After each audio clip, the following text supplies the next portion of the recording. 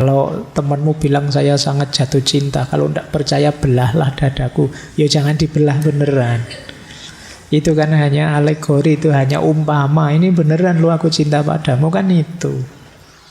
Tapi sering orang terus salah paham, salah memahami maknanya. Termasuk simbol kemabukan. Mabuk itu maksudnya mabuk cinta. Kenapa sih kok istilahnya mabuk? Karena kalau orang sudah jatuh cinta itu saking ekstasenya, saking senengnya, kadang-kadang kalau ngomong ngelantur, kadang-kadang sulit dipahami, jingkrak-jingkrak ndak karuan. Itu kan saking ekstasenya, saking senengnya. Itu disebut kayak orang mabuk.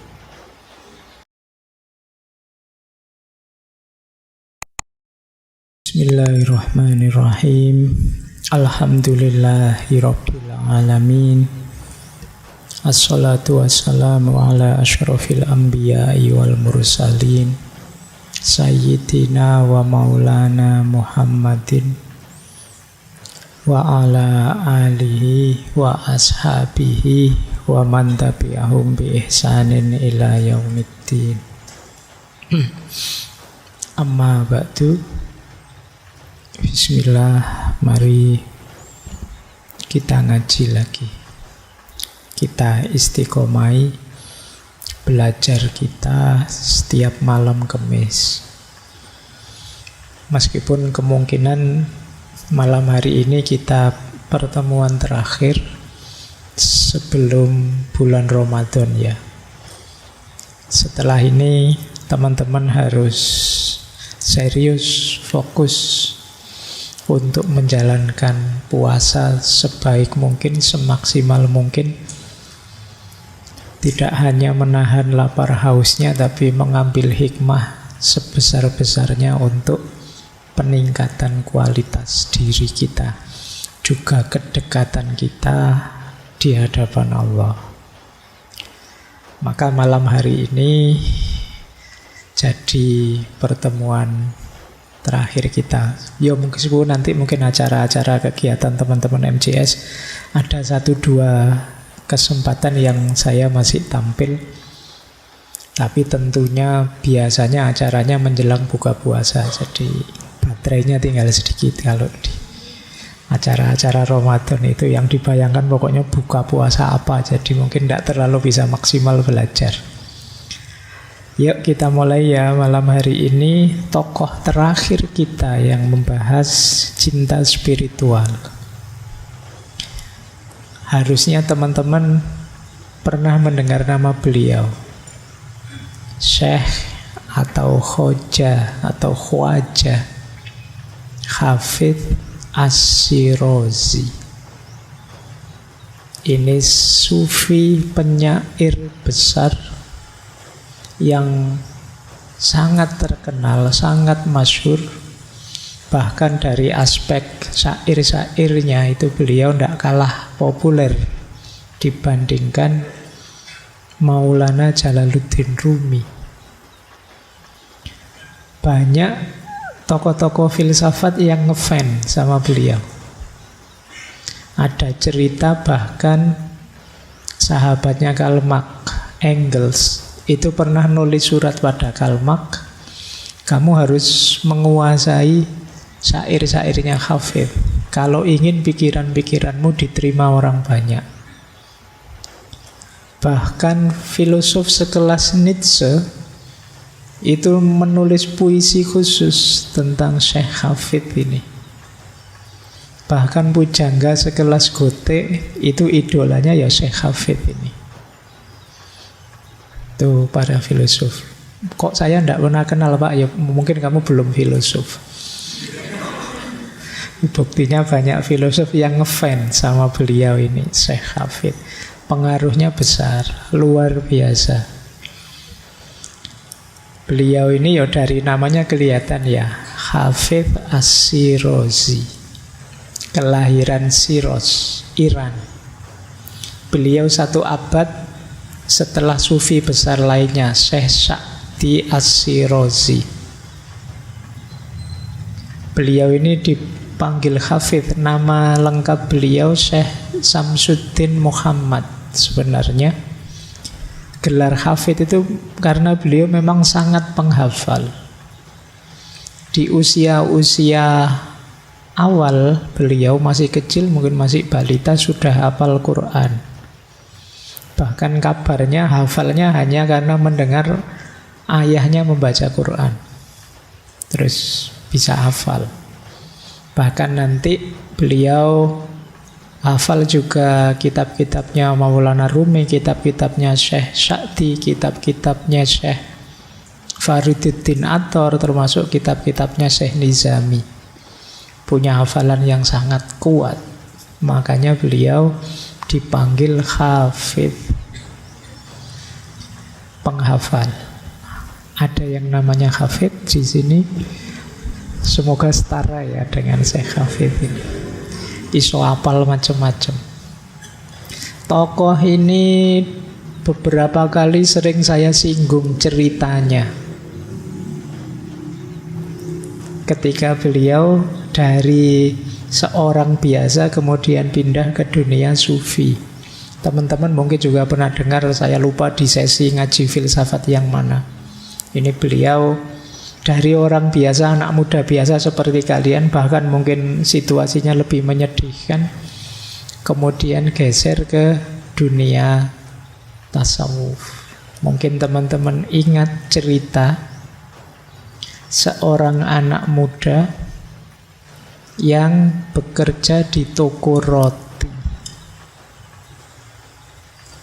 Yang satu ketika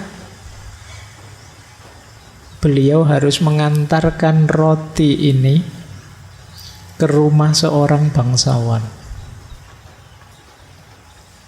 Begitu ke rumah bangsawan ini, yang membuka pintu adalah anaknya bangsawan itu, seorang perempuan yang cantiknya luar biasa, namanya Sahi Nabat.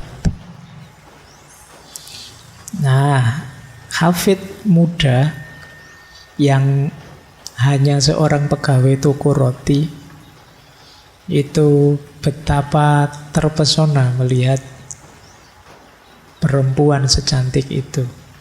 Jatuh cinta dia. Mulai dari situ mulai latihan, mulai keluar banyak syair. Nah memang orang jatuh cinta itu kan tiba-tiba jadi penyair. Wis pengalamanmu sendiri lah, mesti begitu ya. Entah sejelek apa syairmu, pokoknya jiwa romantismu muncul untuk nulis syair. Hal yang sama terjadi dengan Syekh Hafidh ini waktu mudanya. Mulai banyak syair, tapi beliau tahu siapalah saya yang jatuh cinta pada putri bangsawan secantik itu. Tapi kalau sudah jatuh cinta, gimana bisa disisihkan? Akhirnya beliau datanglah ke seorang ulama di kotanya, tanya, ini solusinya gimana saya jatuh cinta seperti ini? Kalau ngelamar langsung mesti ditolak, siapa saya? Akhirnya oleh ulama ini sudah, kamu amalkan yang saya ijazahkan ini. Jadi ada amalan untuk dijalankan selama 40 hari di malam hari. Jadi nanti di malam ke-40 ada utusannya Tuhan datang padamu, sampaikan keperluanmu apa, dan apapun yang kau minta akan dikabulkan. Ya, nanti di beberapa riwayat maksudnya utusannya Tuhan itu malaikat. Nah, ya karena sudah jatuh cinta, 40 hari puasa dan mengamalkan ini itu tidak masalah lah, tidak tidur juga tidak masalah. 40 hari aja kok, kan gitu. Kalau kamu sedang jatuh cinta, tidak usah tanya amalannya apa ya. Bahaya kalau sampai ke kalian. Nah, beneran beliau paginya nunggu toko roti, malamnya mengamalkan ijazah dari ulama tadi.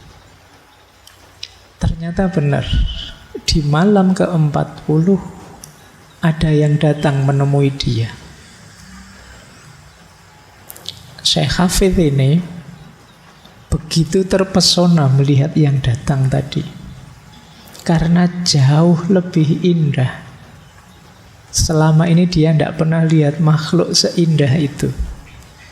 Jadi keterpesonaannya melebihi melihat wanita cantik yang tadi menggetarkan hatinya. Nah, begitu utusannya Tuhan tadi tanya, wahai Hafidh, Allah ridho dengan amalan yang engkau lakukan. Apa yang engkau minta, apa yang engkau inginkan? Syekh Hafidh terus bilang, karena saking terpesonanya dengan utusannya Allah ini, dia bilang, kalau utusannya seindah ini, apalagi yang mengutus. Akhirnya dia bilang, lupa sudah dengan Syekh Sakhinabat yang dia jatuh cinta tadi. Dia terus bilang, aku minta Allah saja. Akhirnya oleh malaikat tadi ditunjukkan, ya kalau begitu silahkan engkau belajar oleh malaikat. Ceritanya saat itu diarahkan seorang sufi, sebenarnya juga ilmuwan, namanya Syekh At-Tor. Bergurulah beliau pada Syekh At-Tor ini. Di situ dimulai lagi beliau sebagai seorang sufi. Dan nanti dalam sejarah hidup beliau ada fase-fase lagi ketika melakukan amalan 40 hari tadi. Ketika beliau kholwat, uzlah, dan lain sebagainya. Itu cerita ya tentang beliau. Ya enggak usah tanya, beneran gitu enggak Pak? Di beberapa riwayat begitu. Di beberapa kitab tasawuf seperti itu. Tapi yang jelas puisi-puisi, syair-syair beliau yang dikenal sebagai puisi liris, yang isinya ungkapan-ungkapan perasaan, ekspresi yang dirasakan itu populer sekali. Bahkan nanti di Iran itu ada Hari Hafidh. Saya lupa kalau tidak salah 13 Oktober. Setiap tanggal 13 Oktober ada Hari Hafidh ini. Itu saking dahsyatnya pengaruh beliau. Baik, kita mulai ya. Cuma malam hari ini ya saya hanya nyuplik-nyuplik saja. Semoga membantu kita memahami bagaimana, seperti apa cara kita mencintai Tuhan. Kalau beliau ini ya levelnya sudah mabuk dalam tanda petik. Jadi levelnya sudah sangat cinta, tidak bisa lagi ditawar. Seperti apa sih mencintai Tuhan itu? Seperti dalam syair-syairnya beliau. Ya malam hari ini saya bawa syair terjemahan. Syair itu kalau sudah diterjemahkan rasanya sudah berbeda. Tapi yo harap dimaklumi, kalau saya bawa aslinya apa yo sampeyan paham. Jangankan aslinya, terjemahannya saja ya sulit. Saya ngambil dari bahasa Inggris, saya Indonesiakan. Yang Inggris menerjemah dari bahasa Persia, itu lebih berat lagi, itu sudah melalui berapa bahasa. Tapi ya tidak apa-apa ya, nanti kita tangkap idenya. Baik, bismillah, kita mulai ya, belajar mencintai Allah. Masa kita hidup cuma sekali. Ada Sang Maha Kasih, Sang Maha Cinta. Kita tidak nyampe ke level itu eman-eman. Kita akan capek kalau hidup harus kenceng terus, ngamuk-ngamuk terus, stres tiap hari, urip sepisan. Yuk kita hidupkan dengan cinta. Malam hari ini belajar dari Syekh Hafidh. Bismillah ya, kita mulai. Nah, itu saya buka dengan beberapa quote. Ini sebenarnya ya puisi, saya potong kalimat yang menarik saja. Kata beliau, kita itu sebagai manusia memerlukan cinta. Karena cinta itu adalah tanda bahwa jiwa kita hidup. Kata Syekh Hafidh, cinta adalah kebahagiaan terbesar ciptaan. Bagi yang pernah jatuh cinta, boleh kamu ingat-ingat. Apa sih kebahagiaanku paling besar itu? Pasti nanti berhubungan dengan yang kamu cintai. Ya berarti sebaliknya juga. Berarti patah hati paling besar itu juga berhubungan dengan yang kamu cintai. Jadi puncaknya kebahagiaan itu justru ada pada cinta. Kata Syekh Hafid. Kita kemarin belajar banyak tentang filsafat kebahagiaan. Ada macam-macam bilang. Ada yang bilang bahagia itu puas. Ada yang bilang bahagia itu senang. Ada yang bilang bahagia itu baik. Ada yang bilang bahagia itu bermakna. Tapi kata Syekh Hafid, bahagia itu cinta. Karena saat kita beneran jatuh cinta dan mencintai, puas pasti datang, senang pasti datang. Jadi orang baik kita pasti. Dan pasti kita berorientasi, berkorban, berguna pada yang kita cintai, hidup yang bermakna. Maka kalau ingin bahagia, mencintailah. Itu rumusnya itu ya. Semoga kalian tidak nganggep ala pak, lebay pak, gitu-gitu. Nah, saya tidak tahu, hari ini sering begitu kesannya. Tapi ya tidak apa-apa, harus diingatkan terus. Karena rasanya sudah cukup ya sepanjang sejarah manusia isinya kebencian demi kebencian. Sekarang ganti, yuk kita isi dengan lebih banyak cinta. Pandangan kita ke kiri kanan harus ainur ridho, ainur rohmah. Bukan ainul karohah. Pandangan yang saling ridho, saling menyayangi, bukan pandangan yang saling membenci. Meskipun belum lama kita bersaing lewat pemilu, semoga itu hanya acting saja. Karena pas ada kepentingan. Sekarang yuk kita kembali lagi. Saling menyayangi, saling mencintai. Saya lanjutkan. Kata Syekh Hafid, aku tidak butuh gula, aku tidak butuh tepung, tidak butuh beras atau apapun. Aku hanya ingin melihat orang yang kusayangi. Oke ya, kalau kalian nanti ada yang dapat BLT, ayo kamu boleh jawab ini ya, nanti nggak dikasih besok kamu. Aku tidak butuh gula, tidak butuh tepung, tidak butuh beras. Aku hanya ingin melihat orang yang kusayangi. Oke, baik. Ini cuma ilustrasi. Langit tempat kita tinggal bukanlah tempat untuk kehilangan sayap. Kenapa? Kalau kita kehilangan sayap, kita tidak bisa terbang. Terbang itu berarti kita menjalankan kebaikan-kebaikan untuk mentransendensi hidup kita. Mentransendensi itu menspiritualkan hidup kita tambah dekat pada Allah. Kalau kita tidak punya sayap, ya kita tidak bisa terbang. Sayapnya apa? Cinta. Kadang-kadang hal yang harusnya mentransendensi kita itu malah tidak mentransendensi. Kita beribadah pada Allah, mendekat pada Allah, pamrih-pamrih bumi semua, pamrih-pamrih duniawi semua. Akhirnya kita tidak naik sama sekali. Kita tidak dekat sama sekali dengan Allah. Allah hanya jadi ATM kita. Kalau kita butuh, minta. Selain itu tidak dipedulikan. Maka kita tidak naik kelas, kita tidak transenden. Kata Syekh Hafid, jalannya apa? Cinta. Cinta dan cinta. Berarti kita memang harus punya kompetensi di sini. Kalau tidak, kita tidak bisa terbang. Ini mungkin tidak kebetulan. Kalau teman-teman ingat pikirannya Plato yang menggambarkan manusia itu punya 4 unsur, yaitu perut ke bawah, dada, kemudian kepala. Kepala melambangkan akal, dada melambangkan ambisi, perut ke bawah melambangkan kebutuhan-kebutuhan dasar. Ada satu lagi yang membuat kita terbang, sayap atau eros atau cinta.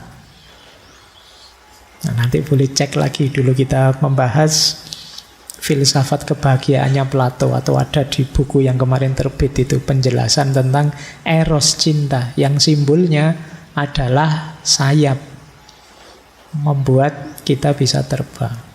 Nah, itu ternyata nyambung juga dengan alegori isyarat dari Syekh Hafid. Baik, ini pembukaan pada cinta ya. Kalau masuk ke syair-syairnya Syekh Hafid, ada banyak sekali syair-syair beliau, tema-temanya itu. Malam hari ini kita hanya membahas tentang cintanya saja, tapi sebenarnya ada banyak. Selain cinta, ada spiritualitas, tentu saja. Banyak juga syair-syair beliau yang isinya kritik terhadap kemunafikan, manusia yang tenggelam oleh buruknya dunia. Kemudian ada tentang nasib dan takdir, bagaimana manusia itu sering memberontak terhadap sunatullah hidupnya, melupakan hakikat dirinya. Dan yang terakhir yang menarik, di banyak syair beliau menyarankan kita merayakan hidup ini. Kita itu dianugerahi Allah kesempatan untuk hidup di muka bumi ini dengan segala fasilitas dan kenikmatan. Itu sudah luar biasa, sudah patut kita rayakan. Bagaimana cara merayakan hidup? Dengan cinta, dengan saling mencintai. Biar hidup yang indah ini tambah indah. Kalau istilahnya orang Jawa, memayu hayuning bawono, memperindah keindahan alam semesta. Jadi ayo kita rayakan hidup ini. Kita tidak lama kok di muka bumi ini. 40 tahun kita mungkin baru ngerti macam-macam dalam hidup ini. Sebelumnya mungkin setengah-setengah. Itu pun terus kita ketemu banyak masalah. Kita melalui krisis demi krisis, sehingga tidak pernah bersyukur pada akhirnya. Waktu kecil misalnya, sejak kita SMP, SMA, kita mengalami krisis ABG. Anak baru bisa gede, baru bisa mikir. Ingin eksis, ingin bebas, tidak mau dikekang, pokoknya itu. Tapi di sekelilingnya penuh kekangan, jadi dia gelisah, dia stres. Nanti zaman mahasiswa stres lagi. Nanti kerja apa ya saya, jodohku di mana ya, masa depanku cerah enggak ya, kamu stres zaman mahasiswa. Nanti selesai dapat kerja, kamu mulai dewasa, menikah, stres lagi. Stresnya biasanya kalau sudah mulai mapan itu seandainya, seandainya kemarin saya begitu, kemarin saya begitu, itu kamu menyesal. Nanti kamu tua, stres lagi. Begitu kamu uzur, sudah tua, kamu merasa tidak berguna. Ya memang saya sudah tua, tidak bisa apa-apa, kamu stres. Temanmu satu-satu meninggal, kamu stres. Ini mesti saya sebentar lagi. Terus kamu punya sakit macam-macam. Lu kapan syukurmu? Ayolah, sejak sekarang kita rayakan hidup, kita syukuri hidup ini. Dan itu nanti banyak kita temukan di syair-syairnya Syekh Hafid ini. Baik, saya agak cepat ya, biar nanti teman-teman bisa banyak punya waktu untuk curhat. Mumpung temanya cinta. Nah, syair-syairnya Syekh Hafid kalau tentang cinta, cirinya itu ya, nanti kalau ada yang ingin meneliti, ini kan sebagian besar mahasiswa. Pandangan beliau tentang cinta, yang pertama jenisnya sufistik, itu pasti ya. Fokusnya sebenarnya puncaknya ada pada cinta ilahiyah, cinta pada Allah. Meskipun kadang seolah-olah itu puisi untuk pacar kita, untuk orang yang kita sayangi di dunia, tapi sebenarnya itu alegori, simbol saja untuk cinta ilahiyah. Yang kedua, humanistik. Humanistik itu berarti cinta yang manusiawi. Cinta itu bagian dari fitrahnya manusia. Justru kalau kita ingin menjadi diri kita sendiri, menjadi manusia, kita harus mencintai. Bukan sebagai binatang, bukan sebagai setan, ya cirinya kita mencintai. Tidak sekedar berpikir. Berpikir bisa licik, bisa trik. Tapi mencintai itu khas manusia. Yang ketiga, Syekh Hafid, ya tentu saja karena menggunakan syair, sering menggunakan simbol-simbol, simbolik.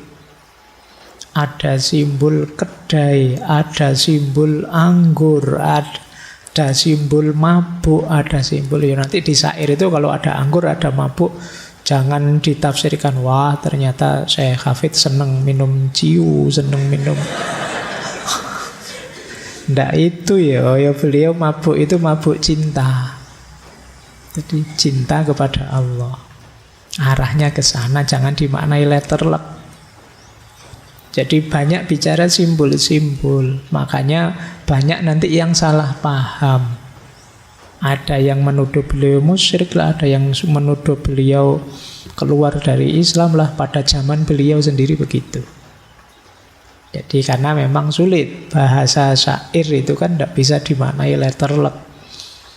Kalau temanmu bilang saya sangat jatuh cinta, kalau tidak percaya belahlah dadaku. Ya jangan dibelah beneran.